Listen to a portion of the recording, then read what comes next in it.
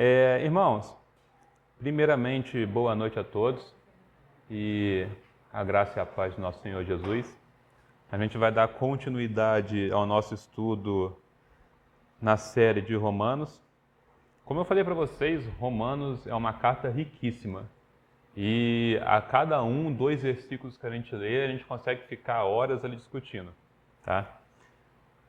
É uma carta que contém um conteúdo teológico denso, bem formado. É uma teologia sistemática. O que é isso? É organizada.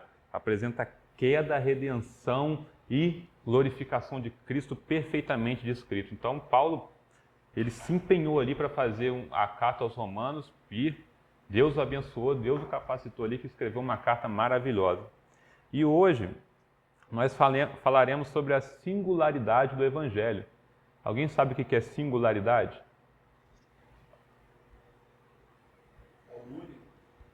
Único. Oi? Particular. Mas basicamente é o que o Silvano falou, é único. É único meio. Tanto é que a nossa teologia, ela trabalha dessa forma. Na verdade, não é ela que trabalha, né? A Bíblia toda, ela fala isso, ela trabalha. Tanto é que o próprio Cristo falou, ninguém vem ao Pai a não ser por mim. Então, apenas com esse texto a gente consegue ver a singularidade de Cristo. E falando da singularidade do Evangelho é por quê? Porque só através da pregação do Evangelho é que a gente alcança salvação, é que a gente alcança a fé. Então é somente por ela. Você não está aqui porque alguém pregou ideologias políticas para você, foi lá e falou, olha, penso logo existo, estou convertido a Cristo. Não foi filosofias, não foi sociologia, não foi nada, foi o Evangelho. Richard, eu nasci no berço evangélico. Você pegar para trás aí, alguém da sua família se converteu porque ouviu o Evangelho. Tá? Então isso que é a singularidade do Evangelho. Nosso texto hoje está em Romanos, capítulo 1, versículo 14 e 17 a 17. Diz assim o texto: Sou devedor tanto a gregos como a bárbaros, tanto a sábios como a ignorantes. Por isso estou disposto a pregar o Evangelho também a vocês que estão em Roma. Não me envergonho do Evangelho, porque é o poder de Deus para a salvação de todo aquele que crê, primeiro do judeu, depois do grego. Porque no Evangelho é revelada a justiça de Deus, uma justiça que no princípio ao fim é pela fé. Como está escrito, o justo viverá pela fé. Curve a sua cabeça, nos ajude em oração. Senhor, nosso Deus, nosso Pai, aqui reunido, Pai, mais uma vez, em prol do Teu Evangelho. Estamos aqui reunidos para aprendermos, Pai. E que o Senhor venha me capacitar e capacitar a cada pessoa que está aqui. Que o Senhor possa, Pai, quebrar, Pai, as fortalezas dos nossos corações para que a Tua palavra penetre, Pai. E que a gente possa sair daqui mudado, diferente da forma que a gente entrou. É o que te pedimos e te agradecemos em nome de Jesus. Amém. Antes da gente falar desse texto, vamos recapitular o que a gente já viu até o momento. Primeiro, é que Paulo estava no final da sua terceira viagem missionária. Até foi a sua pergunta, né, Zanata, se Paulo já tinha vivido tudo aquilo. Então, Paulo estava praticamente quase no fim do seu ministério. Tá? Quase, faltava um pouquinho ainda, mas quase no fim do seu ministério. Ele já tinha feito 2 viagens missionárias, na verdade 3, né, que estava no fim da terceira, quando ele escreveu a carta aos Romanos. Paulo planejava, após findar a sua terceira viagem missionária, ele planejava ir a Jerusalém, levar as ofertas que ele tinha colhido nessa terceira viagem missionária. Ele tinha colhido uma oferta especial para levar para a igreja de Jerusalém. Lembra que eu falei para vocês que a igreja de Jerusalém tinham pessoas muito necessitadas devido à lei dos judeus não negociar com pessoas que não fossem das suas religiões e entre outras coisas que aconteceram. Outro fator também é que após Paulo ir a Jerusalém, ele planejava ir para a Espanha, passando por Roma.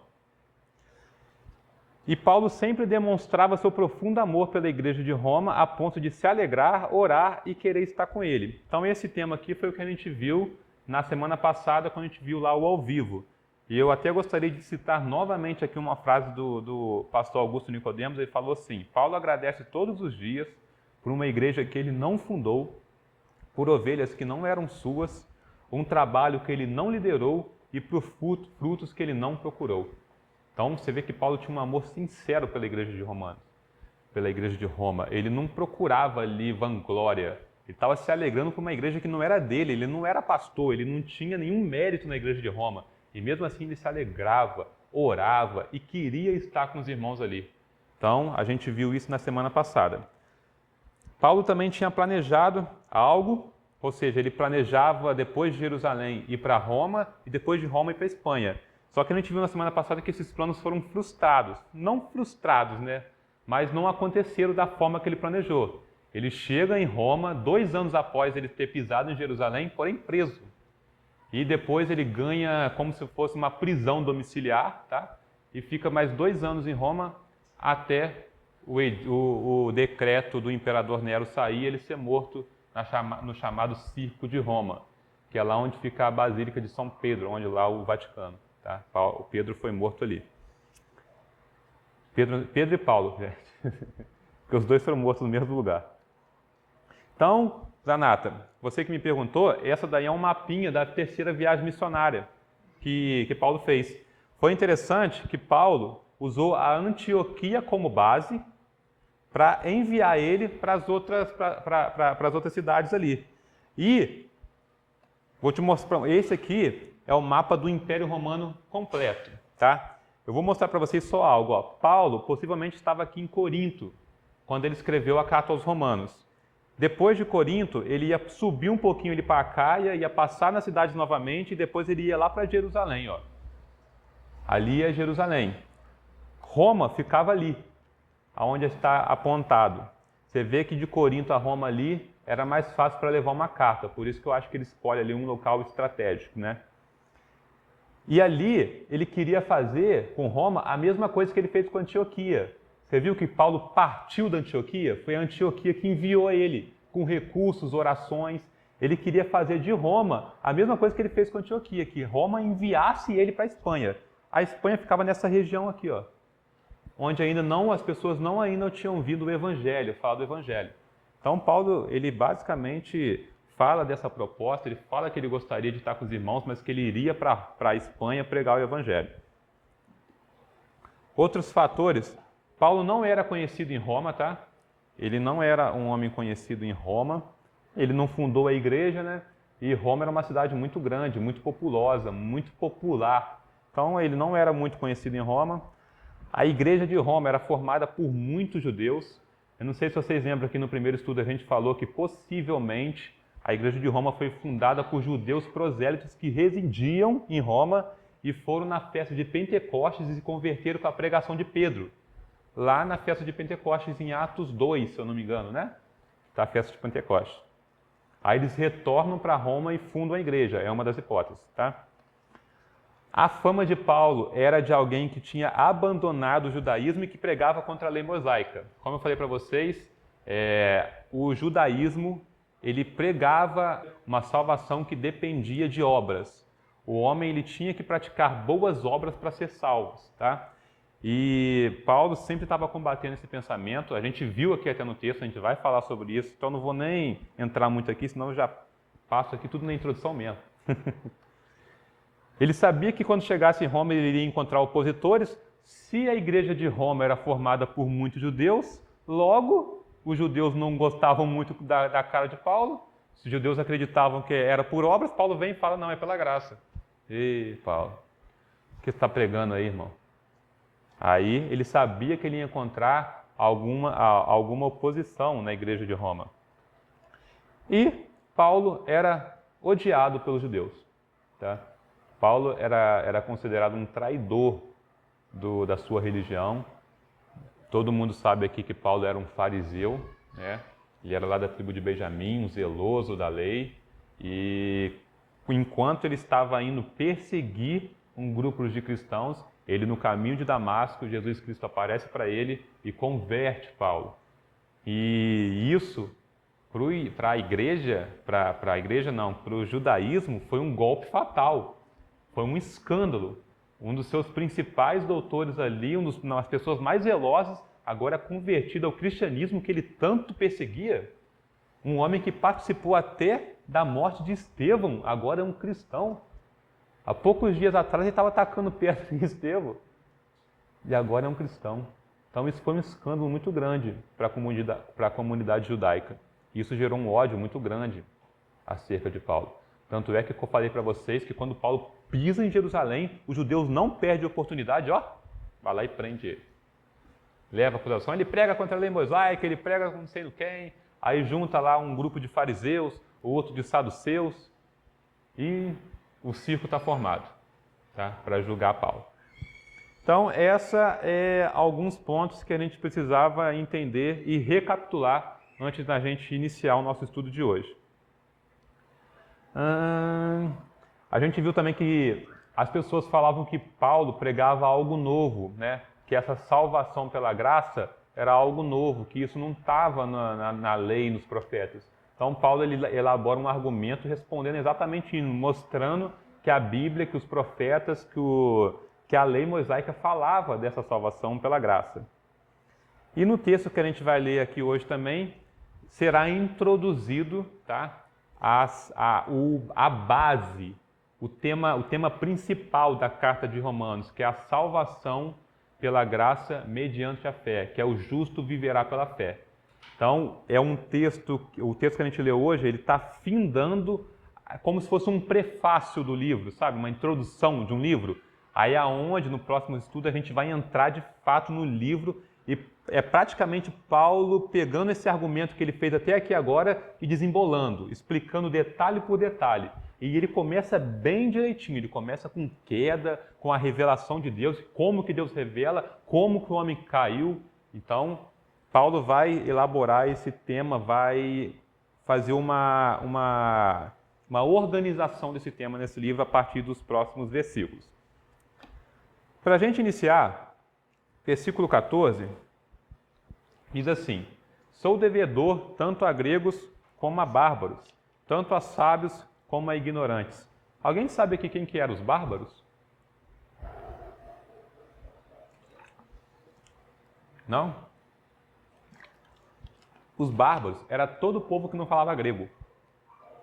O Império Romano inteiro falava grego. Lembra aquele mapinha lá? Todinho falava grego. Porque Alexandre o Grande começou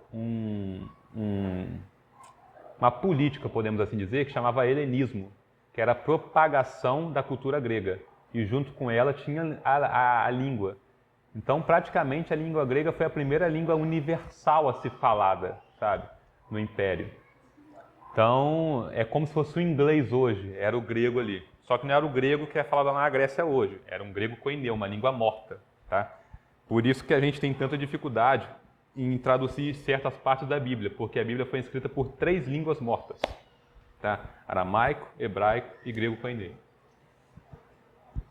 Então, sou devedor tanto a gregos como a bárbaros. Então, os bárbaros eram todas as pessoas que não falavam grego. Eles residiam ali fora dos limites do Império Romano e, bastante anos mais tarde ali, o Império Romano vai cair exatamente para os bárbaros, tá? Ele cai ali para os impérios dos bárbaros. E olha só que interessante o versículo 14. Sou devedor tanto a gregos como a bárbaros, tanto a sábios como ignorantes. E o que me chama a atenção é essa palavra aqui, ó, devedor. Paulo, ele se sentia um devedor dos povos que ainda não tinham ouvido falar de Deus. Ele sentia que era obrigação dele para com os povos que ainda não foram alcançados, era uma obrigação dele pregar o evangelho para essa pessoa, tá? E isso que ele sentia foi algo que Deus colocou nele, tá? E isso é a nossa obrigação hoje. A gente, quando fala de uma obrigação da pregação do evangelho, parece uma utopia, algo a ser alcançado. Mas não, nós somos chamados como pessoas que têm a obrigação de levar o evangelho. Pense comigo, um salva-vidas, ele vai estar lá numa praia, numa piscina, e ele vê uma pessoa se afogando. Ele é um salva-vidas. Ele está ali para isso. é a obrigação dele. Então ele vai e salva aquela vida que está ali se afogando. Por quê? Porque ele foi bonzinho? Pode até ser, mas na verdade é porque é a obrigação dele. Ele foi chamado, ele foi colocado naquele posto para fazer aquilo. Do mesmo jeito, vocês são colocados no posto de vocês de trabalho para fazer o que vocês fazem. O seu chefe vai lá e fala assim, a sua obrigação é essa, essa e essa. E você faz aquilo ali por quê? Porque é a sua obrigação. E se você não fizer, você é cobrado pelo seu chefe. E isso Paulo tinha na mente dele. Deus colocou o evangelho na nossa mão não para a gente se sentir um privilegiado. Nossa, fomos alcançados. Não, isso é uma responsabilidade que cai sobre a gente. Olha só o conceito de dívida. Obrigação que uma pessoa tem de pagar, reembolsar ou satisfazer algo a outro sujeito. E não entendam que essa obrigação ou essa dívida que vocês têm com Deus é em relação à sua salvação. Não, é em relação à entrega do evangelho a você. Porque a sua salvação você não consegue pagar a sua dívida. É a obrigação que Deus colocou o evangelho na sua mão e você tem que cumprir. Então, quando você pensar na pregação do evangelho, quando você pensar na pregação das boas novas, pense, você tem a obrigação, é sua responsabilidade pregar o evangelho. E como toda responsabilidade, vem também a cobrança. E Deus há de cobrar da gente cada vida que está morrendo sem conhecer Jesus. Deus há de cobrar, irmãos. A gente vive como se Deus não fosse cobrar a gente, sabe? A gente vive como se o evangelho não fosse uma obrigação, fosse algo que a gente estava dizendo, hoje eu estou bem, vou pregar o evangelho. Hoje eu estou de boa, nossa, vou ali. Não estou triste, não estou nada, vou pregar o evangelho. Mas não, o evangelho é uma obrigação que Deus colocou nas nossas vidas. E independente se você está bem ou mal, independente das circunstâncias da sua vida, você tem a obrigação de você pregar o evangelho. Tá? E Paulo, ele tinha isso enraizado no seu coração. Que mesmo Paulo estando pregando tanto, você vê que Paulo já estava no final da sua terceira viagem missionária. Já tinha implantado uma série de igrejas. Paulo fala, eu sou devedor a vocês, eu sou devedor à Grécia, eu sou devedor à Espanha. Eu preciso estar lá pregando o evangelho, tem pessoas morrendo. Deus me confiou esse evangelho e pessoas morrendo, não conhecendo Jesus. É minha obrigação pregar o evangelho. A gente estudou lá na escola dominical do Caso de Pedra uma série de mensagens, falava sobre fé, religião e política, mas o tema base que o Rogério elaborou lá é o resgatando a natureza da igreja. E era exatamente o que a gente está falando aqui hoje. É que as pessoas acham que ser cristão é um privilégio e não uma obrigação. Da mesma forma que os judeus acharam que era um privilégio ser o povo escolhido por Deus, mas não uma obrigação. Tanto é que eles negligenciavam o evangelho, não pregavam para as pessoas, não anunciavam as obras para as pessoas, achavam que a salvação era só para eles, tá? Não se comunicavam com ninguém, não comunicam com Samaria, Samaria tem muito gentio. Então eles acharam, eu sou privilegiado por teu Deus, e não uma obrigação. E a mesma jeito, a gente hoje tem negligenciado. Melhor dizendo, naquele texto que eu coloquei lá no WhatsApp, a gente tem sonegado o evangelho. E como o Hernandes Dias Lopes falou, a sonegação do evangelho é um crime de impropriação indébita por parte da gente. E a gente há de ser cobrado, irmãos.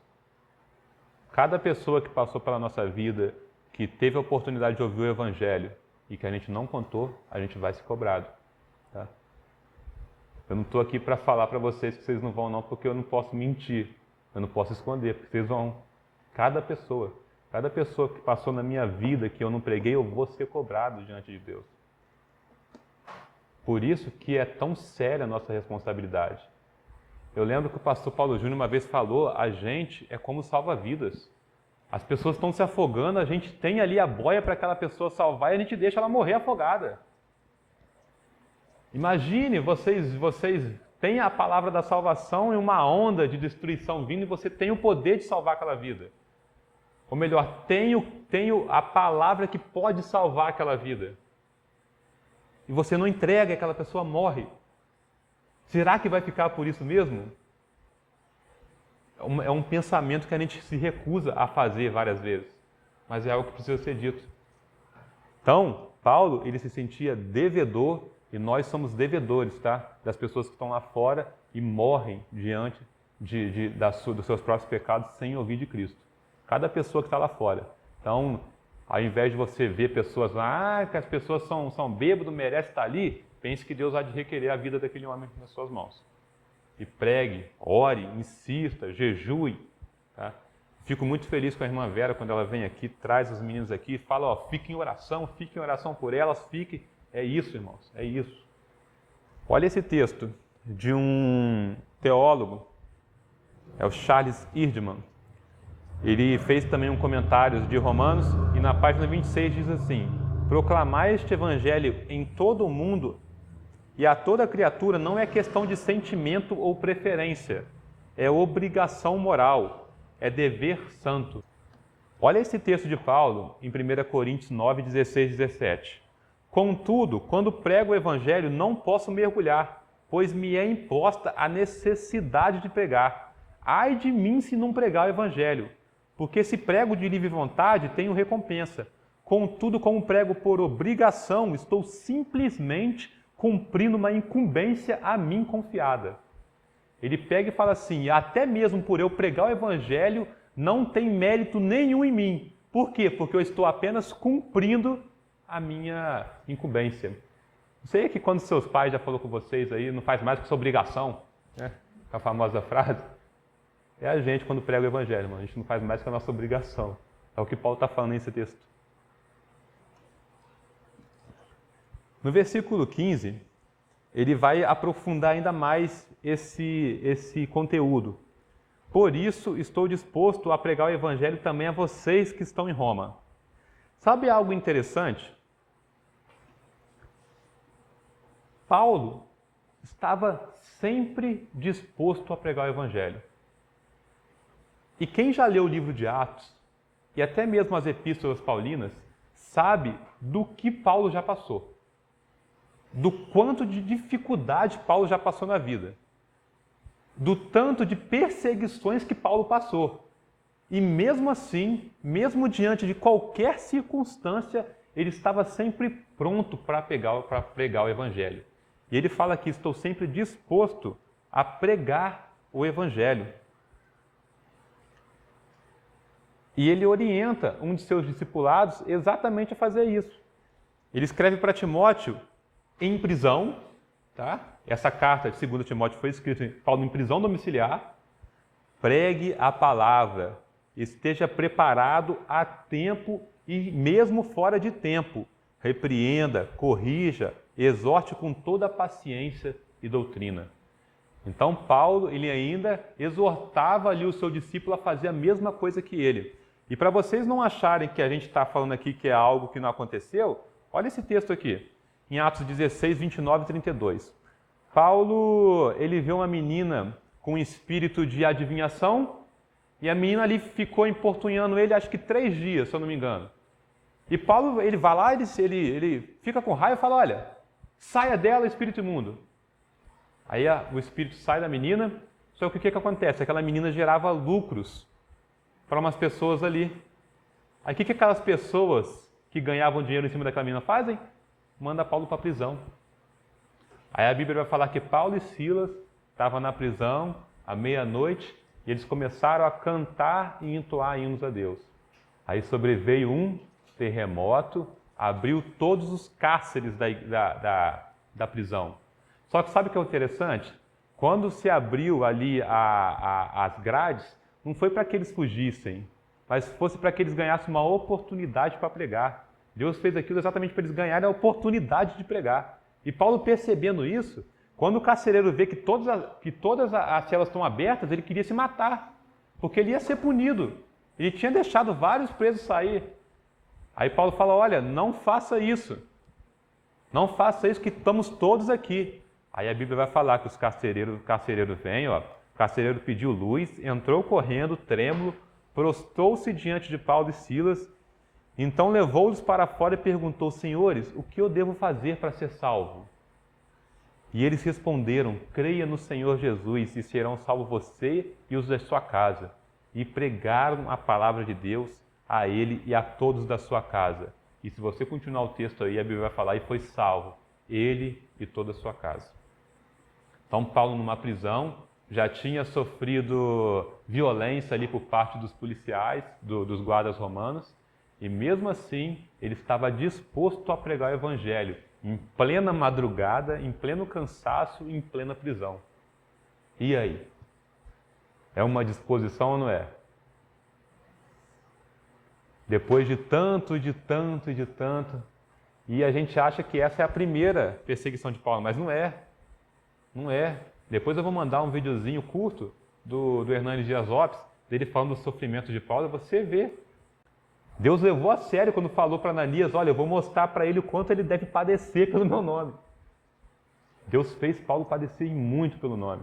Mas eu louvo a Deus pela vida de Paulo a Deus, porque foi Deus que preservou Paulo. Foi Deus que operou o seu realizar ali na vida de Paulo, que foi um grande apóstolo de Deus, tá? Então, ele fala aí dessa disposição. O que isso ensina para a gente? A gente está dispostos. Paulo, ele falava incansavelmente que não importa se ele estava doente, se ele estava cansado, ele sabia ter fome, ele sabia ter fartura, ele sabia viver de acordo com o que Deus lhe proporcionasse.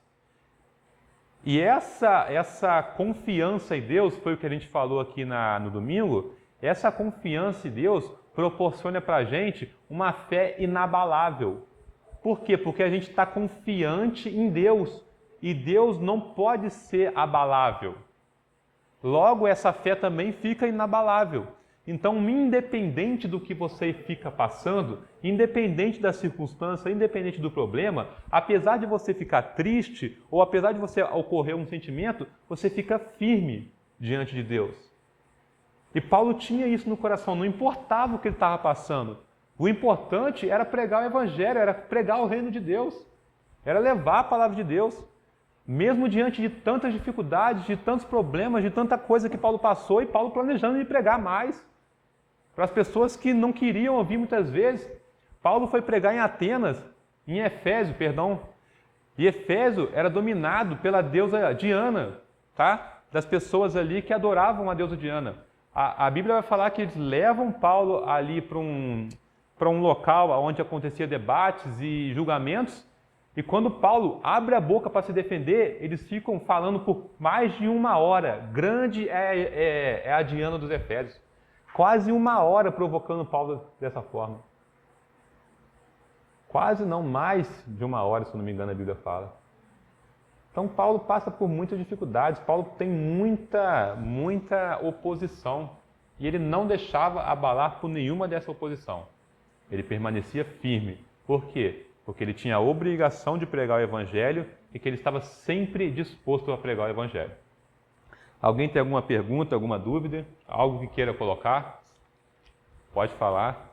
Bom, a gente, quando está na caminhada, os primeiros obstáculos que vem, a gente já precisa desistir, já quer receber, já não quer mais falar com a pessoa, porque a pessoa não. E a gente é dominado facilmente, sabe? Porque persistiu até o fim. Até é admirável, né, a vida de Paulo. Claro que foi por intermédio de Jesus Cristo na vida dele, Deus, senão ele não teria aquela força, por exemplo, ele não teria. E nós muitas vezes escalamos por situações bobas. É isso. A gente fica com medo de perder a amizade. Da pessoa olhar pra gente com cara feia, que a gente não está presente no relacionamento.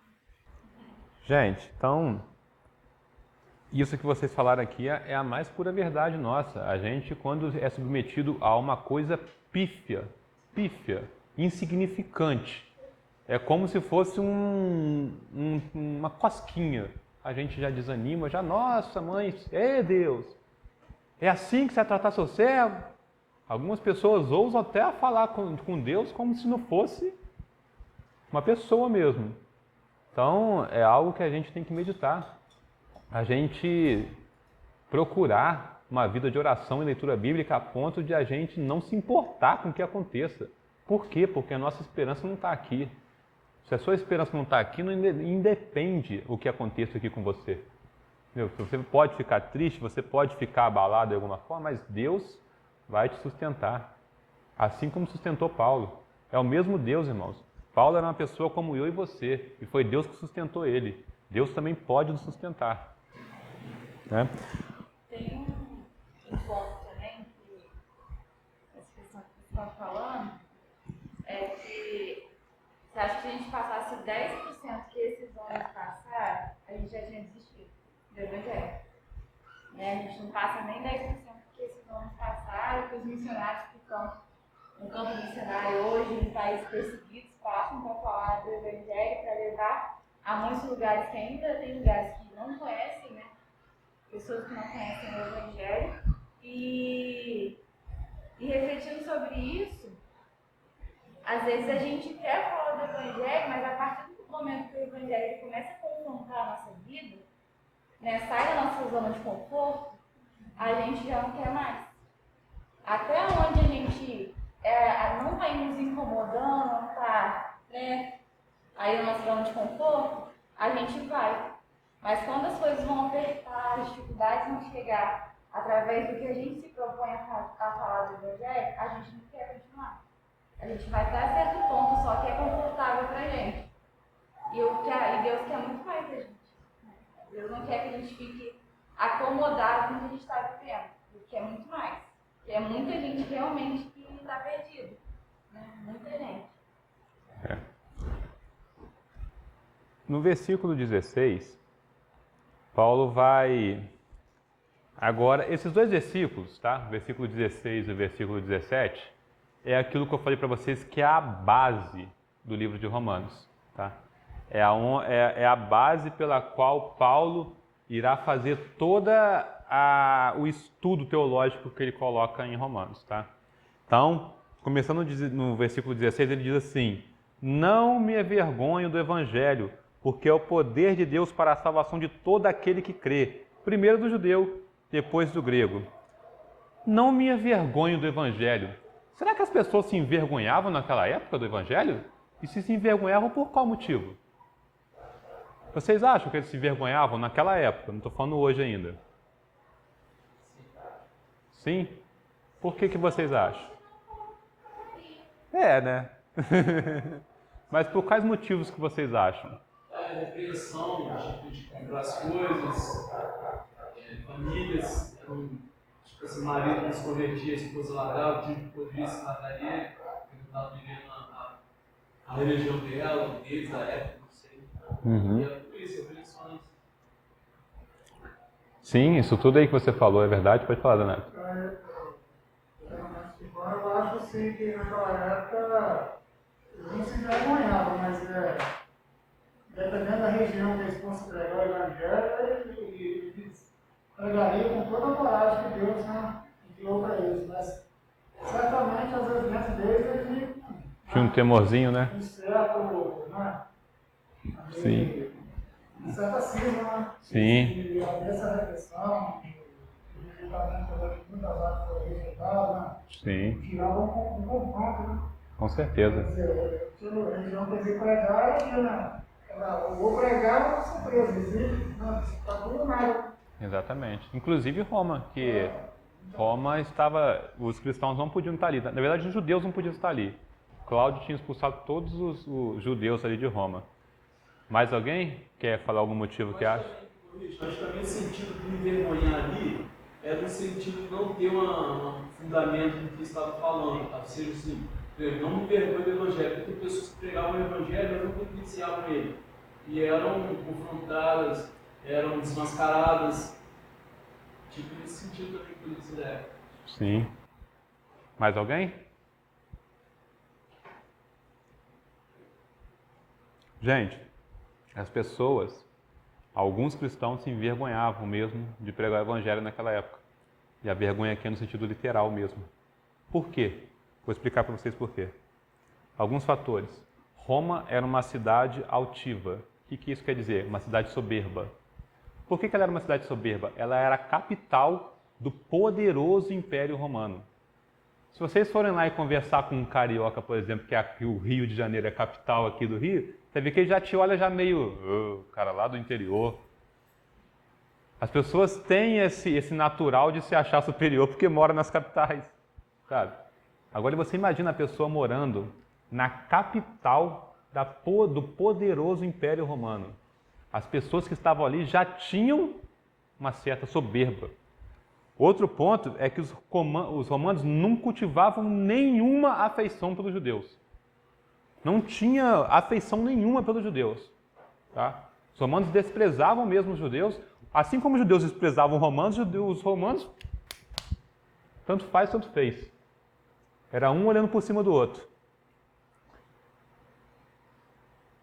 E muito menos pela religião judaica. Tá? Então, o cristianismo surgiu como uma ramificação do judaísmo. Nesse exemplo que a gente está falando aqui, a gente não está falando de cristianismo, religião em si. A gente está falando de uma ramificação. Surgiu até, ele era conhecido como uma seita. E seita, não no sentido que a gente vê hoje, mas era pessoas que estavam organizadas em prol de uma crença. Assim como existia a seita dos fariseus, a seita dos saduceus, aí eles acreditavam que o cristianismo era uma seita que estava saindo de dentro do judaísmo.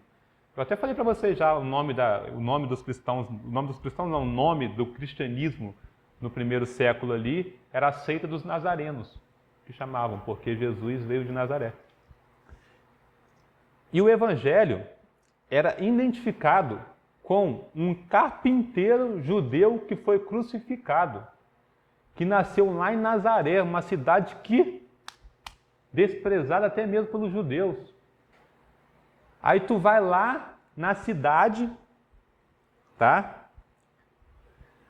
Onde as pessoas são soberbas, não gostam de judeus, muito menos da religião judaica, tá? Falar que um carpinteiro judeu que vindo lá de Nazaré salvou a vida dele.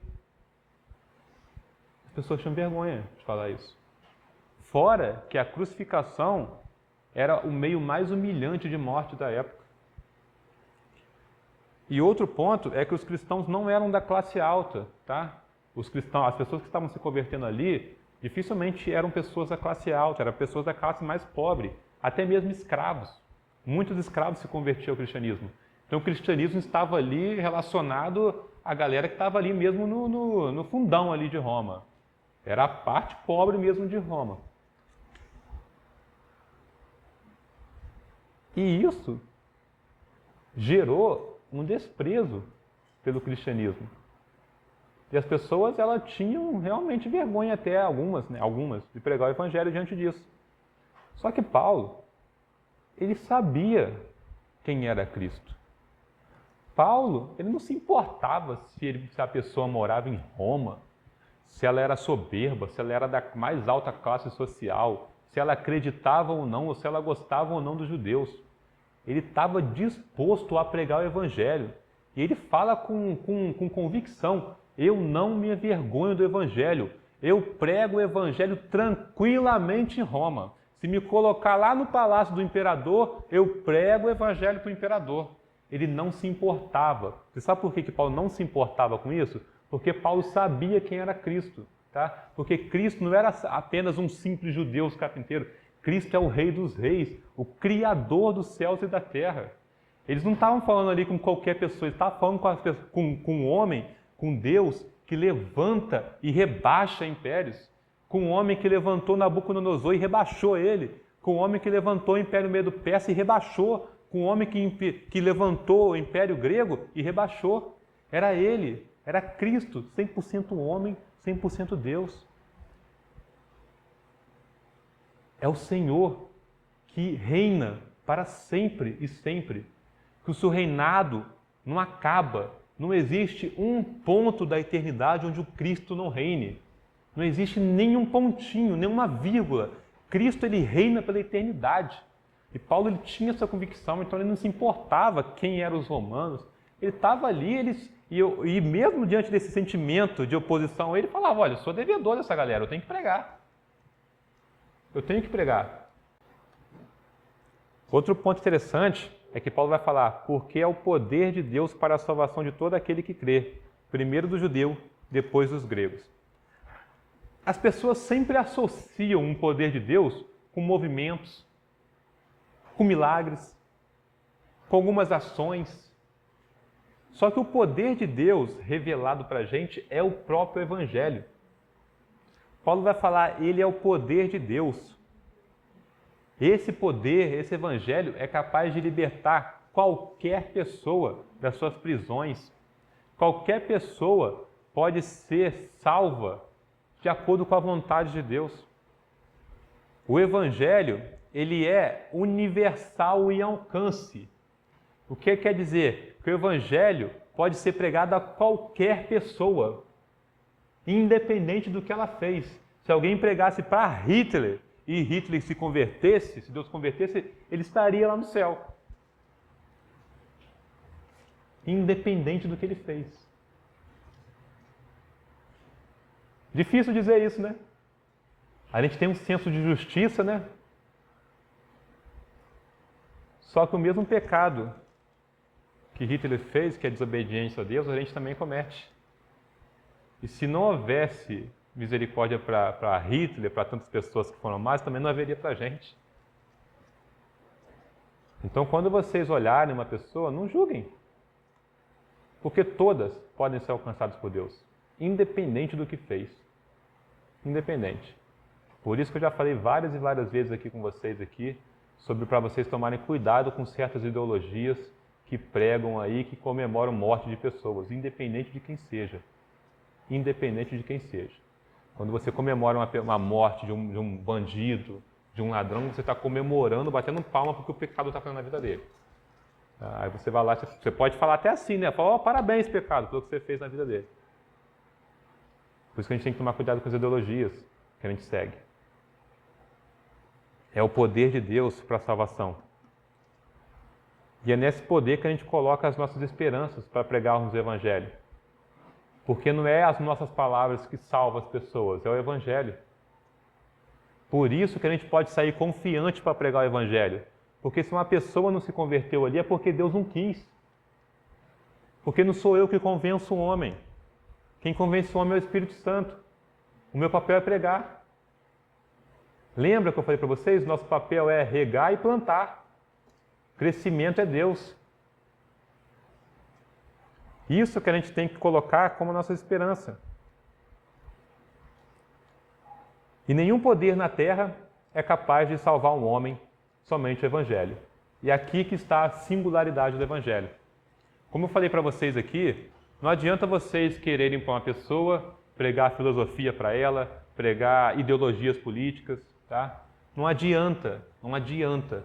Se vocês já debateram com pessoas politicamente ou filosoficamente, você vai ver que não adianta nada. Você saiu do debate ali, a pessoa continua a mesma coisa. Por quê? Porque é vazio, tá?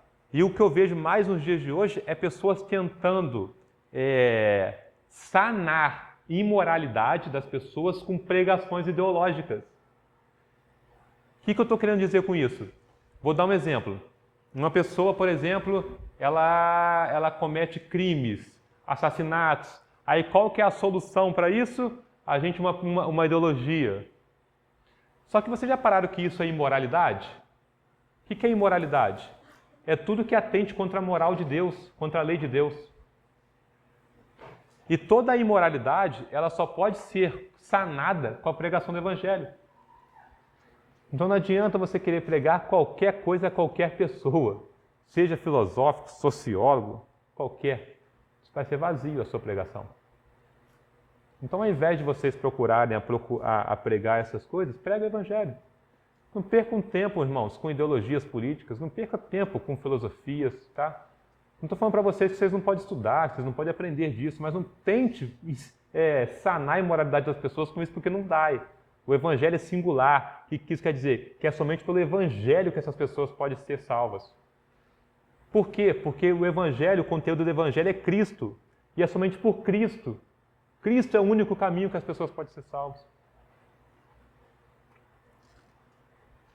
E outro ponto interessante é o poder de Deus para a salvação de todo aquele que crê.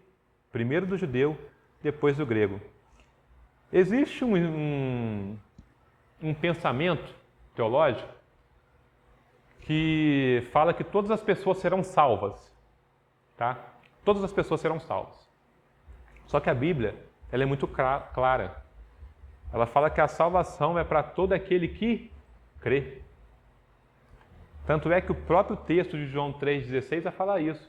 Porque Deus amou o mundo de tal maneira que entregou seu Filho unigênito para morrer, para que todo aquele que nele crê não pereça, mas tenha vida eterna. Outras pessoas acham que pode ser salvo pelas suas próprias obras. Outros acham que pode ser salvo por N coisas. Mas não, a salvação é de graça. Não existe nada que a gente possa fazer. Tá? E é mediante a fé em Jesus Cristo que a gente é salvo. Pela graça, de graça, mediante a fé de Jesus Cristo. Por que a fé em Jesus Cristo é a fé no Evangelho? É a fé no que Jesus fez pela gente. Esse texto resume bem muito isso. Ninguém pode vir ao Pai, ninguém pode vir a mim se o Pai que me enviou não atrair, e eu o ressuscitarei no último dia. Então ele fala, ninguém pode vir a mim se o Pai não atrair. Então, se Deus não trazer a pessoa até os pés de Jesus Cristo, não tem como a gente se aproximar.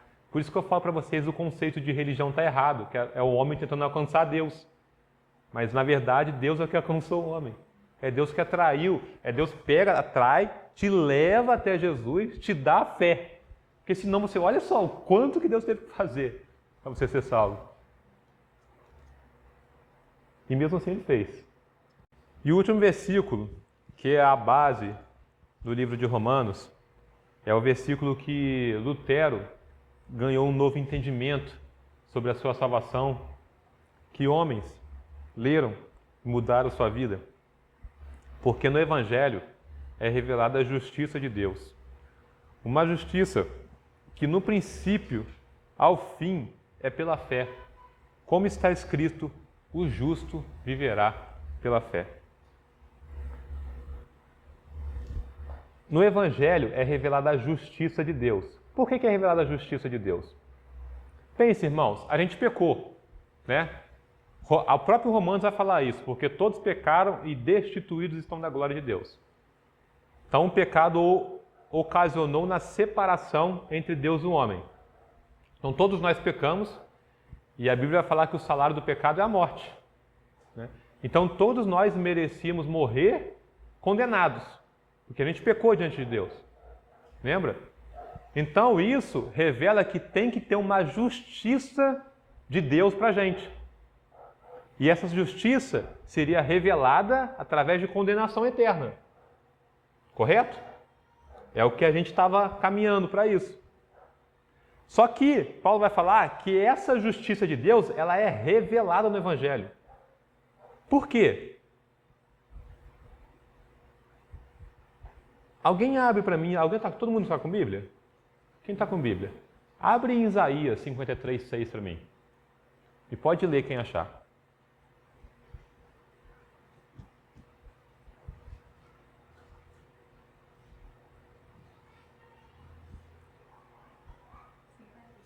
(53:6). Todos nós andávamos desgarrados como ovelhas, cada um se desviava pelo caminho, mas o Senhor fez cair sobre ele a iniquidade de nós todos. Todo mundo conseguiu ler? Você viu então que a justiça, a condenação de Deus, que era para a gente, recaiu em Cristo? Então por isso que ela é revelada no Evangelho. Porque o Evangelho mostra exatamente isso. O castigo dos nossos erros recaindo sobre Cristo. Essa justiça que foi imputada em Cristo. Em Marcos 15, versículo 34, Jesus, sendo crucificado, ele fala, Eli, Eli, lama sabachthani, que significa, Deus meu, por que me desamparaste? Naquele momento, como o próprio Isaías falou, não havia beleza nele. Toda a sua angústia, sua tristeza estava de fato sendo consumada. porque nele estava recaindo o pecado de toda a humanidade. E o peso desse pecado era grande. O próprio Deus Pai esconde o rosto. Tanto é que o próprio Filho, por que esse meu desamparaste? Nem o sol foi capaz de contemplar. Se você for ler na Bíblia, vai falar que as trevas tomaram o céu, meio-dia. E ali a lei exige, de fato, o seu preço, que era o nosso castigo recaindo em Jesus Cristo. Então o universo entra em convulsão e a ira amarga de Deus, que era para a gente, cai em Cristo. Por isso que no Evangelho é revelada a justiça de Deus. Só que essa justiça não caiu sobre mim e sobre você, caiu sobre Cristo. John Stott, ele disse algo interessantíssimo. A justiça de Deus declara justo o injusto. No ato de Cristo, ele demonstra sua justiça e, ao mesmo tempo, nos confere justiça. Por quê? Porque em seu grito está consumado, ele morre levando o pecado de todo mundo. E lembra que eu falei para vocês o que é justificação? Justificação é uma troca. Os nossos pecados, os nossos erros recaem sobre Cristo e a justiça dele, pura, imaculada, recai sobre a gente. Então, quando Deus olha para a gente aqui embaixo, ele não fala, nossa, como a justiça do Zanata é bonitinha, né? Como é um homem bom, não. Ele olha Cristo, a justiça de Cristo em você. Ele olha a justiça de Cristo em mim, porque em mim não há justiça. Em mim não há lealdade. Em mim há pecado. Só que esse pecado caiu sobre Cristo. E é essa a justiça de Deus que é revelada no Evangelho. É a justificação. É aquilo que Deus faz pela gente. Que a gente, tendo fé que Cristo morreu pelos nossos pecados, a sua justiça vem para a gente e os nossos erros são mortos, são pregados na cruz com Cristo. Essa é a justiça que é revelada. Uma justiça que do princípio ao fim é pela fé. Só que a gente falou no primeiro estudo. As pessoas falavam que Paulo está falando algo novo, que o justo viverá pela fé, algo novo, mas não. Sempre foi assim.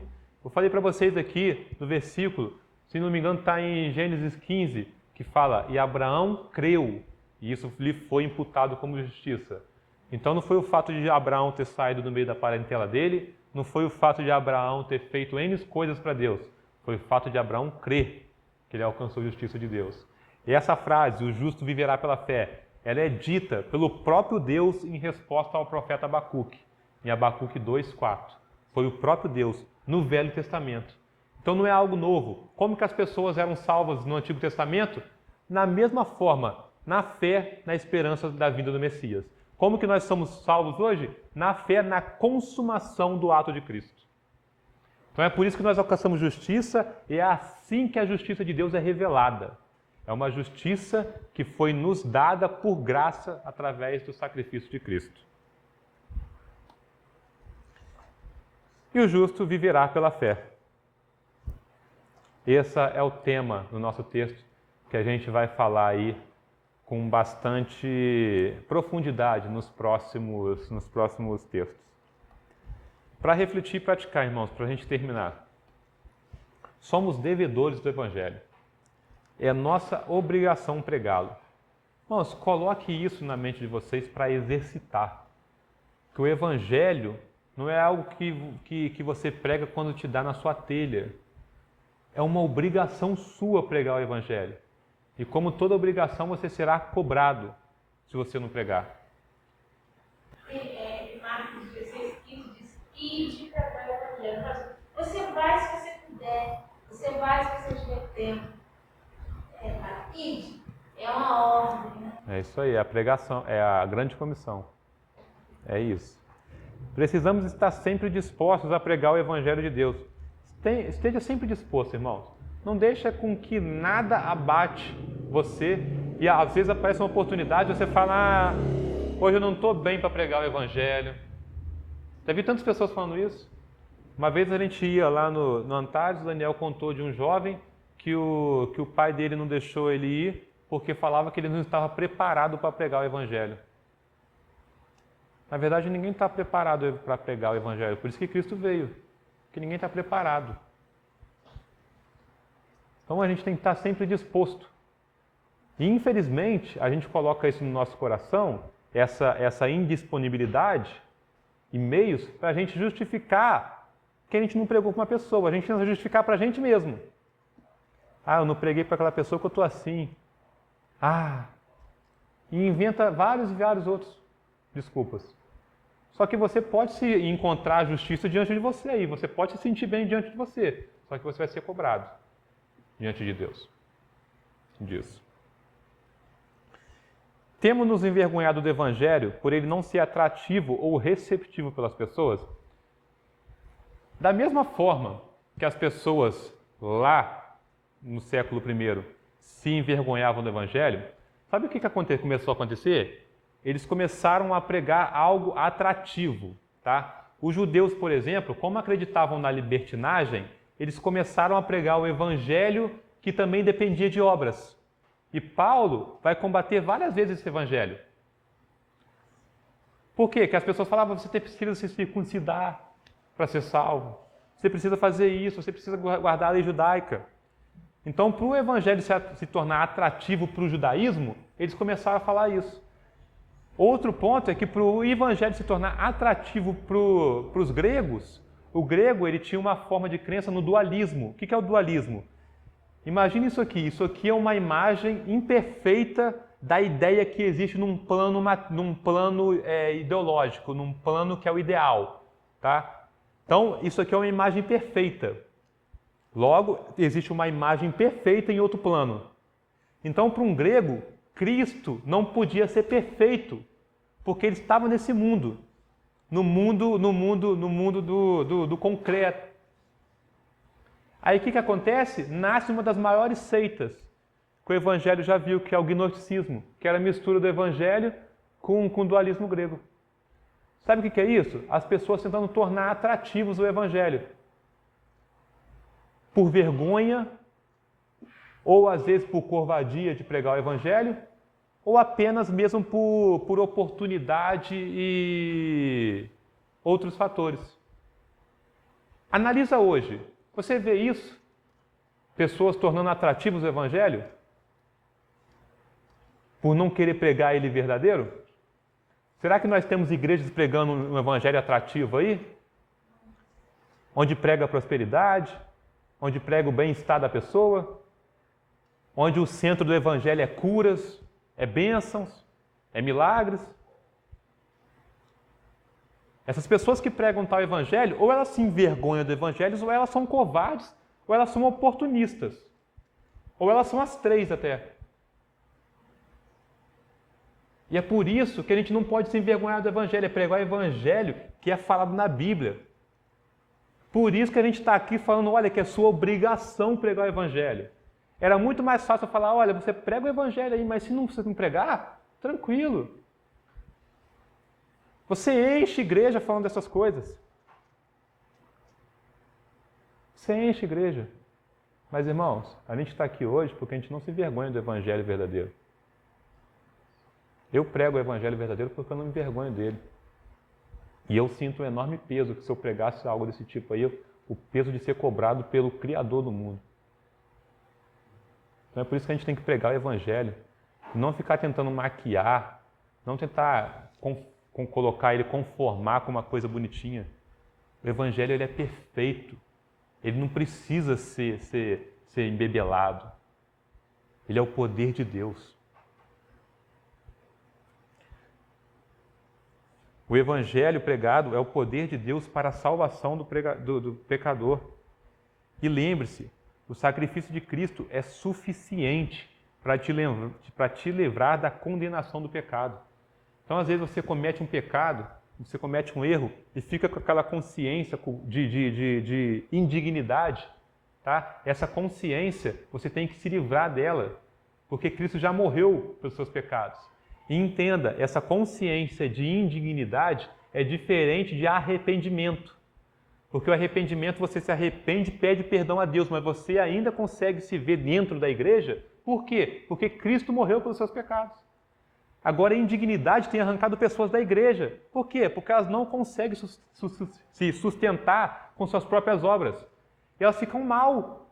Falam, nossa, eu estou pecando, errando. Elas estão colocando um fardo que já foi em Cristo. Elas estão praticamente anulando o sacrifício de Cristo e tentando levar esse fardo.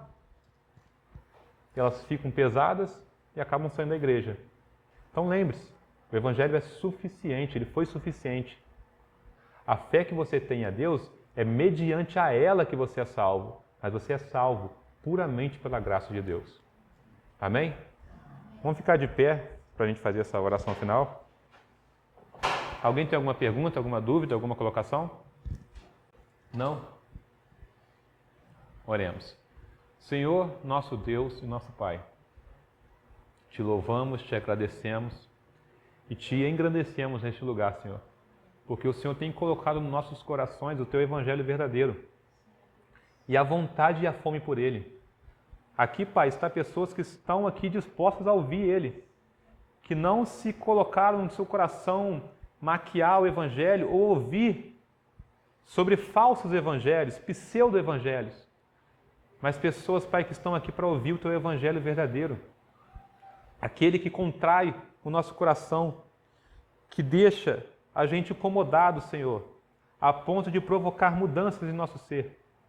Que o Senhor venha colocar, Pai, em nossas mentes essa consciência de propósito, essa consciência, Pai, que nós estamos obrigados a pregar o Evangelho, que é nossa obrigação, é nossa responsabilidade levar, Pai, esse poder o qual o Senhor revelou em Jesus Cristo. Que o Senhor venha, Pai, colocar em nós disposição para pregar o Evangelho, independente das circunstâncias, Pai. Que o Senhor venha colocar na gente ousadia para pegar o Evangelho aonde a gente estiver, independente da oposição, independente de quem esteja ouvindo. E que a gente, Pai, venha ser completamente cheios pelo sentimento da suficiência de Cristo, Pai, em nossas vidas. A suficiência a qual nos dá total conhecimento da Tua obra redentora, Jesus. É isso que te pedimos e te agradecemos em nome de Jesus. Amém.